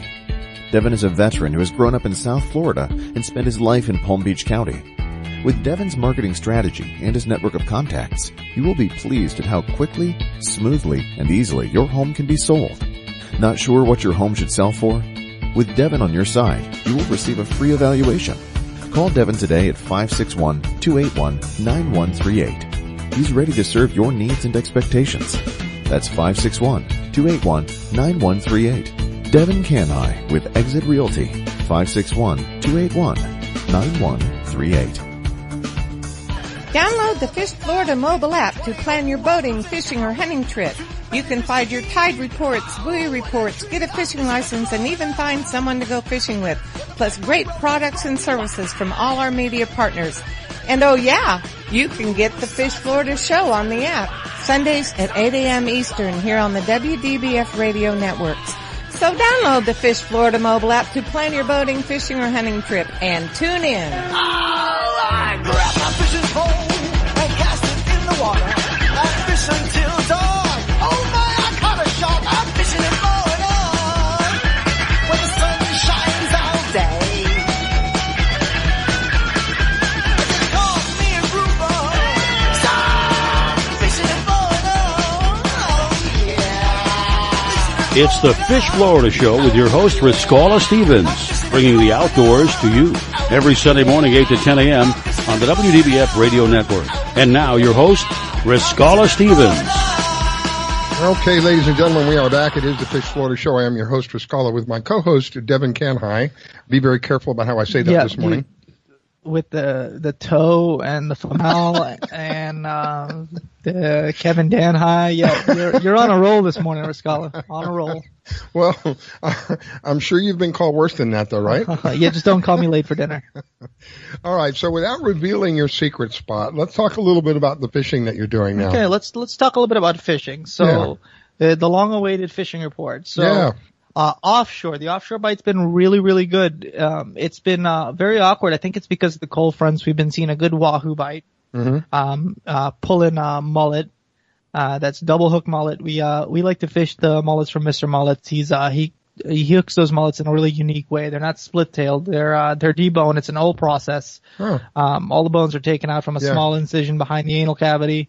And then the other hooks put in front. So you can fish these baits all day long. They have this like hollow tube, right? That you run down. He does them by hand. You're kidding. Does them by hand. Oh, wow. It's an old technique, that he takes the spine out, right? Yep, takes the spine out. Super old technique that he was taught by an old Lantana fisherman, really renowned fisherman, and not a lot of people do it because it takes time. It takes time to burn. Yep. I tell you what, we had I don't know what it's called, but it's like a pipe almost. Yeah. And you would run it up the spine, and it had like a cutting edge on the end of it. I know exactly what you're talking about. But he does this with a small fillet knife by hand. He goes in and he fillets those fish from the outside in. Oh my! Wow. And gets all that meat out. That gives them the realistic look when they're being pulled in the water. It gives them the wiggly kind of thing. It takes adapting to switch over to the from the traditional split tail is what everybody is the industry quote unquote standard back to the debone from the inside. And but those baits, they stay shiny. His baits, the way he brines his baits, they stay shiny all day. You can fish them all day if you don't catch anything. You put them back in a Ziploc, squeeze out the air, freeze them, and use them again. Put salt on them? Nope, not even. They're already brined really well, so you don't have to do anything. Yeah. Yep. So you mentioned wahoo. We're fishing for wahoo. What kind of leader are you using? Because that's what's in my mind. A steel leader? So the wahoo, his mullets come rigged already, so they have wire on them. So for a typical, if you're trolling for wahoo, and you're not high speed trolling, if you're planer trolling, if you're lead trolling, what happens is you have your main line that comes off your reel. If you're lead trolling, you hook your lead on, then you have another 50 feet of shock leader. 50 feet? 50 feet, yep, about 50 feet of shock leader. And that's typically about 100 to 150 pound shock leader. Wow. That's just to absorb the hit. Okay, so let me ask you a silly question. Why so long on the leader? It's just the way we do it. It gives that, it puts the bait further away, and it gives you enough line to hand line that fish in. I was going to say you're going to be forced to bring. You're always going to hand line the fish the rest of the way in on the last 50 feet. Part of the reasoning is so that you're forced to bring it in by hand. The last. No, you're not forced. It makes it. It makes when you got somebody on the gaff, because it's always when you're fishing for wahoo, it's a lot easier with more than one person on the boat. Yeah, I've had that experience. It's a feel thing when you're bringing that fish in the last 50 feet. So, and when someone's hand lining it, and you want that more experienced angler on there, so that does it, so they know where to hand line that fish. Yeah. See, in my ignorance, we never did anything like that. Oh yeah. Yeah, I think our leaders may have been maybe 24 inches, maybe 30 inches at the most. They weren't very long. Lost a lot of fish too, didn't you? And we did. Absolutely. We did, yeah. Yep. So what else can you share with us? So the wahoo bite's been good. The cobia starting to show up down here. I've seen some reports, people jigging on cobia. Also the shoreline bite, not inshore, but right on the beach side. If you're fishing the inside of the reef on the beach side, the mackerel bite has been really, really good up north. I was going to ask you, the mackerel bite's been really, really good up north. One of my friends caught his limit on Thursday on mackerel. Wow! And fishing up in Fort Pierce. I don't know the limit, but on the Fish Florida app, I'm surprised that they have a limit on mackerel for Pete's sake. My goodness, it's high, but on the Fish Florida app, you can link right to FWC, and they have another reason to have the Fish Florida app that is absolutely free to download, that has a wide variety of information on it. Yep. So if I'm ever in question, I'll just pull up the FWC, look at the fish species, and I can know my limit right there. So the mackerel bite's been really good. What else has been good? I went out fishing last week on Sunday after the show. And the yellowtail bite, we were super successful catching yellowtail, all flags. We caught 17 yellowtail on our trip. My goodness. So And you're on a boat? Yep, we were on the boat. We caught On the edge of the reef? We were fishing. We started at about 93 and worked our way out. We started one of the spots, Lost Street. It's just coming outside of Palm Beach Inlet. You make a left. It's not a spot that's unknown, and we fished all the way up to the Juneau Pier. So drifted. And fishing with feathers, you said? No, we were fishing. We were fishing dead bait for those. And yeah, the Dead yellow bait like mullet or we were fishing sardine and squid. Yeah. But the yellowtail bite, and they were all big yellowtails, all really nice. There's kind of a skill to catching yellowtails, from what I understand. Yeah, we towed some chum behind us, so chum, ran a chum slick, and it's I personally like the bottom spool because I can catch a mutton too while I'm at it. So I fish a circle hook. I fish about a 15-foot leader. Because I was really even fishing. with yellowtails. I was really fishing for mutton. That's what I was going for. But all I was catching was yellowtails, so I was happy with that. And you're not using any weight, or you are using weight? I'm using weight. So what I'll do is I'll start off with a 3/4 ounce weight, and depending on the current, I'll scale my weight down. I'll sometimes even go down all the way to an 1/8 ounce of weight. Where's the weight located? Is it above the leader or actually in the leader itself? So you can fish several different rigs. You can fish a knocker rig style where the weight goes all the way down right to the hook. I like to fish my leader and a swivel, and then the weight right behind it.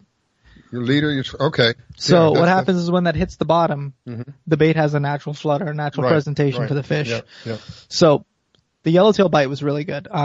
This week also, and I got onto kingfish there, decent size. I saw them once on the boat. I ended up pulling the hook. It was probably about a 15-20 pound kingfish. So fishing has been really, really good. It's all about what you want to target.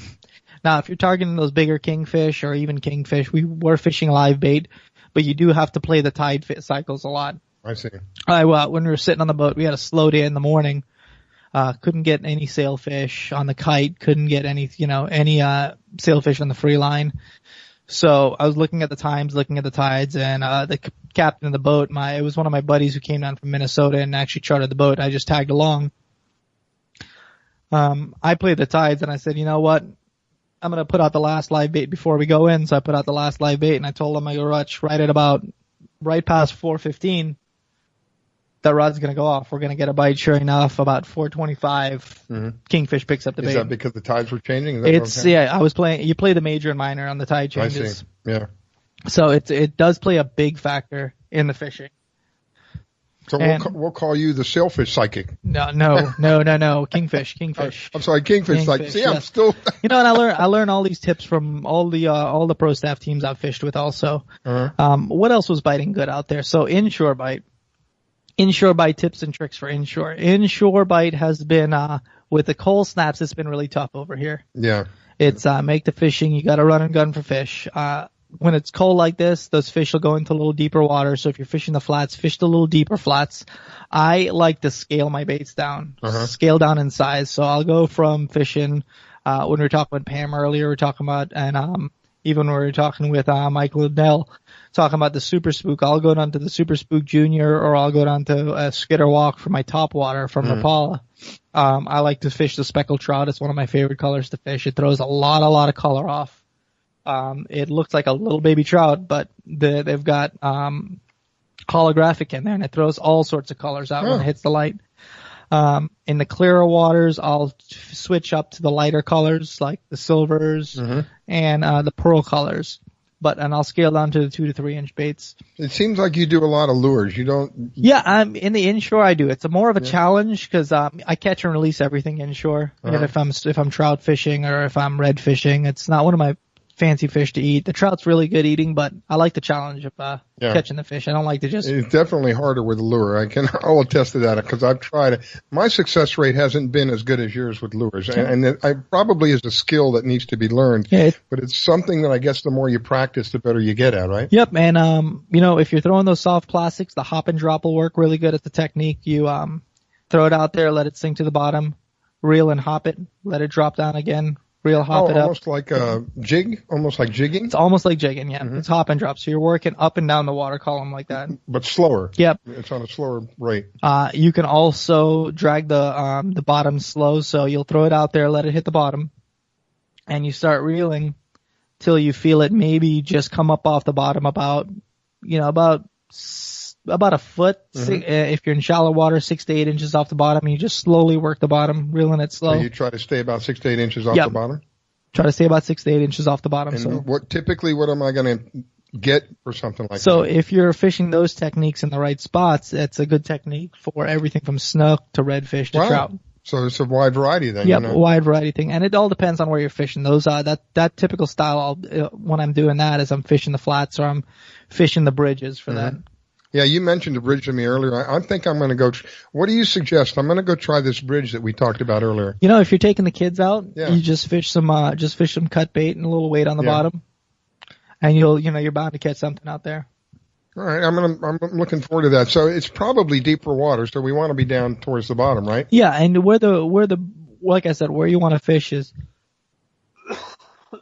He's fighting a cold. No, along any structure, like closer to the pilings and everything. I'm sure you've seen on the docks where the sheephead hold up. Yeah. So that kind of thing. We'll be looking for that kind of thing. I'll be looking for some, any idea where a good bait shop is? If you're fishing in that area, you can go check out X Generation. It's our tackle shop. They close at 2:00, so. Okay. They get out of there early on Sundays. So X Generation, I think they're located at, Lantana? Lantana and Dixie on the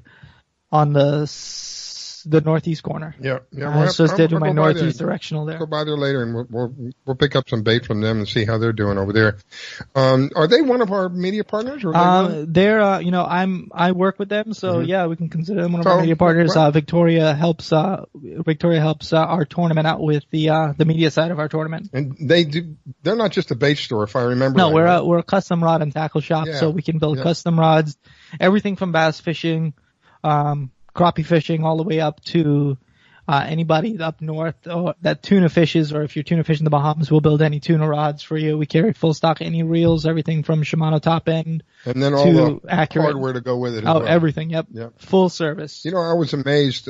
This just shows my ignorance. I haven't been really involved in the professional side ever in fishing. I was amazed to find that there were fishing reels that range into the thousands of dollars. Oh yeah. I was shocked to see that. I had no idea that fishing had become so sophisticated. Yeah, I've got like 4 of those that range in the $2,000 range. My goodness.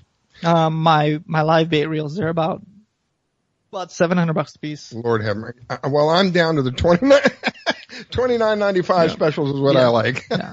Inshore reels anywhere from about $200 to $250. Wow. Well, I'm going to be fishing with my grandkids, and I bought some special equipment just for them. So if it happens to go, it's not going to be a big deal to me. It's maybe $25. Hey, $25 total. Once they're out there fishing, having a good time, that's what matters. Yeah. Building the bonds, building the relationships, making the memories that again, it's a beautiful day. I'm looking outside. The sun is shining. I don't think there's very many clouds in the sky. It's got to be up in the low 70s already. It's just gorgeous for us to be out there and enjoying what we so much love here in South Florida.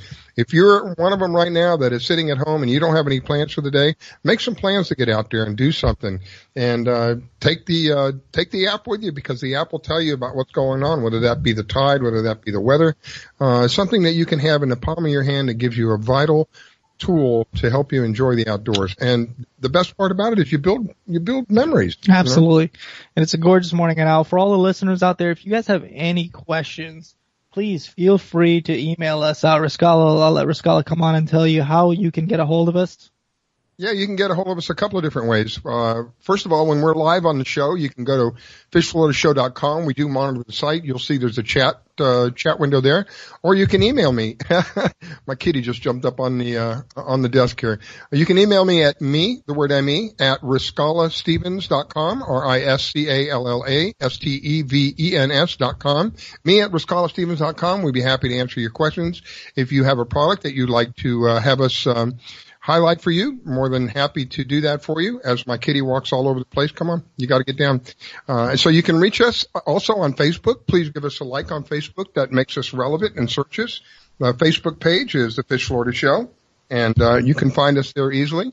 Again, you can find us online, fishfloatashow.com, and you can reach me at riscalastevens.com. Yeah, and if you guys ever have any questions about anything from any of our media partners, feel free to email us, and we will forward that email on to them. and we'll get them to answer your questions, or we'll get them to get you your help if you need any products or services from them also. Yep, and we've always got an open line for anyone. We're easy to reach. And while I'm thinking about Facebook, please go to Facebook and give us a like. That's important to us because we're trying to expand our listenership. And in order for people to be able to find us easier, the more relevant that we are in searches, the easier it is for them to find us. So if you would be so kind to go on Facebook, give us a like, tell your friends about us. We are on every Sunday morning from 8 to 10 a.m. I do my best to bring you information. I'm kind of an amateur at all of this, and Devin is more of a professional at it than I am, and I try to come from an amateur point of view where I know a lot of people that are listening, they're not professionals and they're not out there fishing to win a tournament. They're out there to enjoy it. So I come from an amateur's kind of point of view and asking questions that amateurs would ask in hopes that the information that comes across back to you, the listener, is something of value to you that you can use. You go, oh yeah, they're doing this. Well, let's try that the next time that we go out, that kind of thing. So it's always a pleasure and always an honor and a privilege to do this. And Devin, thank you for sharing your insights with us. I really appreciate that as well. Absolutely. Absolutely. So, we are up against a break. All right. We are up against a break. Yes.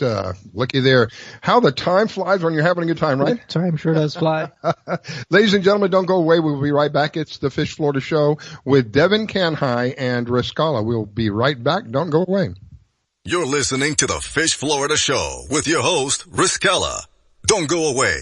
We'll be right back. I'm Bobby Likas, host of Bobby Likas Car Clinic. Grab your calendar and let's make a date. Saturday mornings from 10 till noon Eastern Time. On Car Clinic, we'll drive into the automotive lifestyle. I'll share information that'll help you make better buying and service decisions. So let's make it a date. Saturday mornings from 10 till noon Eastern Time. WDBFradio.com, WDBF.FM, and Bobby Likas Car Clinic. Like us, you'll love us. Battles aren't won solely on the field.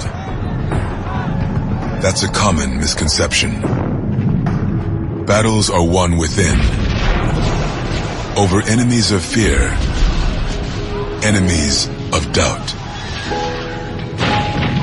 In that place where promises are kept. Promises to oneself. This is a physical training event.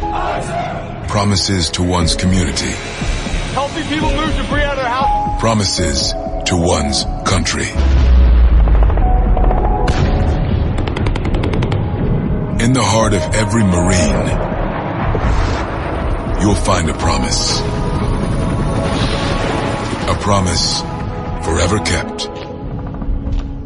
A promise of battles won.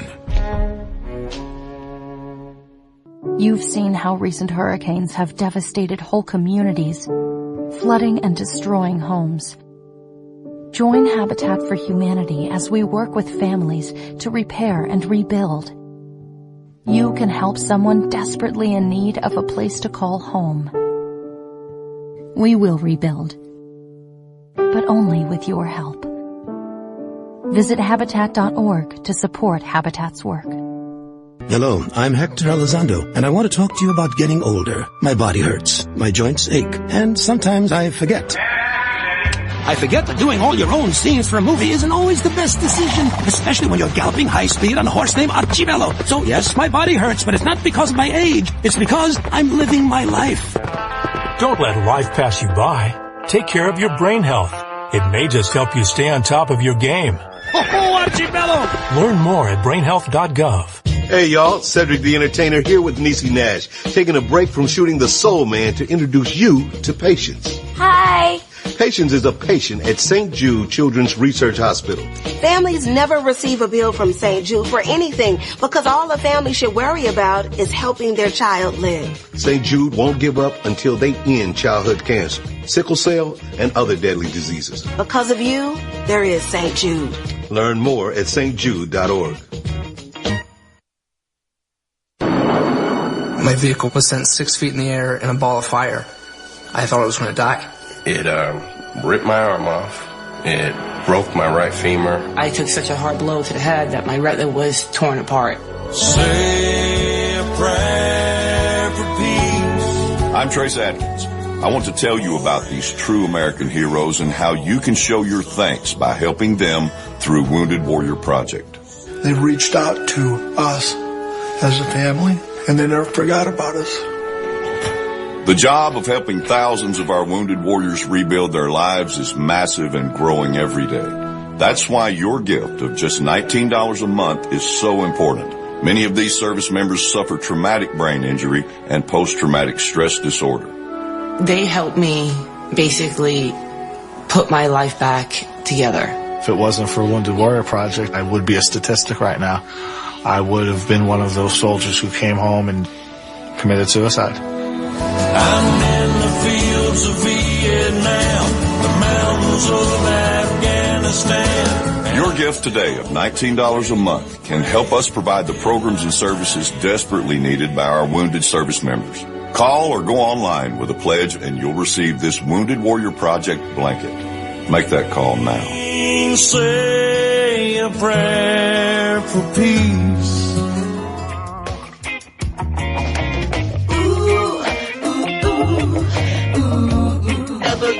WDBFradio.com. WDBFradio.com. WDBFradio.com. I grab my fishing pole and cast it in the water. I fish until dawn. Oh my, I caught a shark. I'm fishing and blowing on. When the sun shines all day. It calls me a grouper. Stop fishing and blowing on. Oh yeah. It's the Fish Florida Show with your host, Riscala Stevens, bringing the outdoors to you every Sunday morning, 8 to 10 a.m.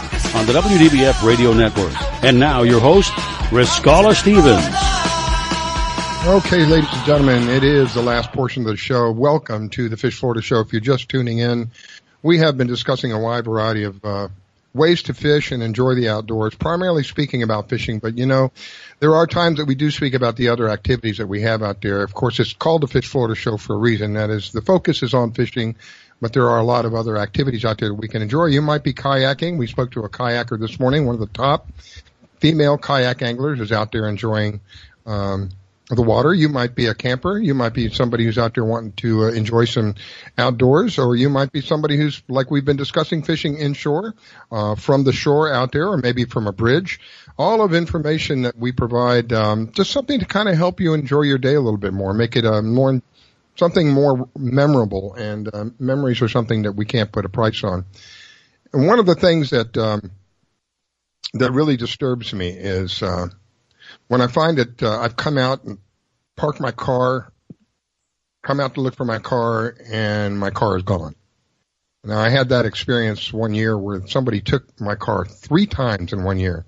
I think the emotional part of it is probably worse than having to go through all of the nonsense of trying to get your vehicle back or trying to file the insurance and all of the headache of all of that. And this past week, I had 3 people in my posts, 3, that had their vehicles, their vessels stolen from them. One of them was a large vessel. You'd think, how did somebody get away with something like that? I think it was like a 24 or 26-foot vessel. Another one was a smaller vessel, a 16 or 18-foot vessel. And another one was almost a yacht. It was a 30 in the 30s. None of these guys had any way of tracking their property. And as a result, the odds of them receiving their property back, I don't think are very high. And so I asked Carolyn to come on and discuss with us the options that we have in order to be able to protect our property from people who would come by and just, oh, well, you know, I like that. I think I'll take that. Again, I think the emotional part is probably, for me, it was more difficult to deal with the emotion of somebody taking something that doesn't belong to them away from me. So anyway, good morning, Carolyn. Thank you for calling in. Welcome to the Fish Florida Show. Let's talk a little bit about Atlas traps. Sure, Riscala. Thanks for having me again on your show. So you're really right. There were multiple vessels stolen this last week, and one was a 36-foot triple-engine boat off of a family's boat lift in the middle of the night. Yeah. And you wonder how do they get that off? I mean, how much time did it take to put that boat lift in the water, and how did really nobody hear? So these criminals are pretty good at what they're doing. And unfortunately, that boat did not have a tracker that was actually pinging at the time. So it has not been recovered that I know of as of this time. but, you have to think about who's in my yard, like you said, your car, your vehicle, another smaller boat. Even we've had customers that had airboats stolen, and people just come up, they hook up to them, and they take them. So sure, the violation part of it is, you're losing property, and do you really want that thing back? Do you really want to get that back? Not really in a lot of cases, because now you're looking at, like you said, the memories. You're looking at something that was stolen, and really how much fun you think you could really have on it now that you know the history of where it was. So we've got our portable trackers, which are great. You just pretty much place it on the vessel or the ATV, the Polaris, the snowmobile, and out of sight, out of mind. And you know that if it gets stolen or moves, it starts sending emails to the customer, and they have some kind of alert that it is in a moving state, and they can see that it is where it's going, down the road, down the waterway. Certainly trying to recover it more quickly. Carolyn, you shared something with me that I didn't even consider. You said that you were at I think it was the Palm Beach Boat Show. You were at a boat show, and somebody approached you and said, I really want one of your trackers because I'm getting ready to take a trip with someone, and I'm not real confident about this person that I'm with, so I want people to be able to track me as I'm taking this trip with this individual, something I never even thought about. Well, that was a woman who has a charter boat, and she was actually hired a brand new captain. This was his first boat ride with the client. And, she wanted to make sure the client was safe, and she called around some other vendors, and no one could get to her. And I drove one to her home, and she and I installed it on the bridge of their 50-foot boat. And the captain came and got the boat the next morning, did the charter, which was all day yesterday. And she just had peace of mind knowing when the boat was coming back to the house, late night, and was the client okay, and was this captain doing the right thing? So we same day delivered it to her, and no installation time or cost. They turn it on, and you basically just pick a spot and hide it, and that's what we did together. That's amazing. That really truly is amazing. In your experience in all of this, when you have, let's take two identical vehicles, whether they're vessels, aircraft, because I know you do aircraft as well, whatever that might be, a snowmobile, a jet ski, two identical vessels. One has Atlas tracks on it, and one does not. Both of them are stolen. What are the odds of getting the one with without the Atlas tracks back? Odds of getting, depending on how much of a in-demand product it is, probably 0% getting it back. They're stealing it with the intent of you're not getting it back. Any of the thefts we had with Atlas tracks have been recovered, which is outstanding, and in quick time, because the vessel will send you a message as soon as it moves 500 feet from where it lives and sits, and every 10 minutes. So finding it someplace else far away, you know when you sit at your desk and you're getting emails every 10 minutes that somebody's on your boat, whether it's authorized or not authorized. And you can get law enforcement with a live hyperlink ready to start looking for it and actually go and chase it and apprehend it. Wow. So what's the radius? How accurate are these trackers, Carolyn? Okay, our trackers ping within about 4-foot radius. So if you're on a dock slip or in marina, like some boats at the Palm Beach Boat Show, you can tell exactly what slip that boat would be in, or where they're hiding it in a hangar or somebody's front driveway. But typically the tracker goes off in 500 feet, and it will keep sending continuous messages every 10 minutes until the boat stops for 5 minutes. So that's going to be the last place that it was. But the apprehensions happen en route. In pursuit and en route, so that it's never getting to the final hiding spot. You're getting it as it's being stolen. Wow. And you said within 4 feet. I mean, that's better than some GPSs crazy out these days. Wow. Right. If I park my, go ahead, Priscilla. I was going to mention, Carolyn, something else. You said en route. Now, in my experience, the longer that whoever steals whatever it is, the longer that they have it, the more the chances are they're going to damage it in some way. They may want something off of it. They may want the motor off of it if it's an outboard, or they may want the hull, or they may want radio equipment off. They may want something else, maybe not the whole boat. They may want the trailer. So the faster that you catch them, the less the opportunity they have to damage it as well. Well, absolutely, because what are they going to start doing as they're stealing a boat or any other thing? They're going to start taking off the electronics. They're going to snoop around in the cabinets. They're going to see if there's any personal effects that they can take, because they're assuming they're going to get caught. They just don't know when along the theft route are they getting caught. Yep. So they're going to start taking things apart pretty quickly. And Carolyn will attest, usually most of those boats, the center consoles with the outboard motors, those boats, if and when they are stolen, they're stripped within less than 48 hours. Oh, absolutely. I mean, how do you hide a 36-foot boat going down the highway that was stolen a couple days ago? It's pretty hard to do that. Yeah. And I have to tell you, as a side story, there was we do snow groomers as well for safety and for just data collection of miles traveled. There was actually a snow groomer 2 weeks ago stolen in Colorado and a 200-mile pursuit, and the snow groomer looked like the Dukes of Hazzard car. So how do you hide an orange General Lee snow groomer? And somebody did that for 200 miles. It had no tracker on it. So think about, getting that huge monster down a highway, which someone actually did. But, we even had a gentleman the other day in North Carolina take his tracker off the boat, put it in an aircraft.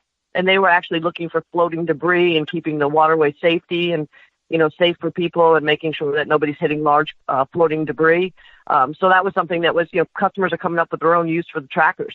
So that's kind of exciting for us.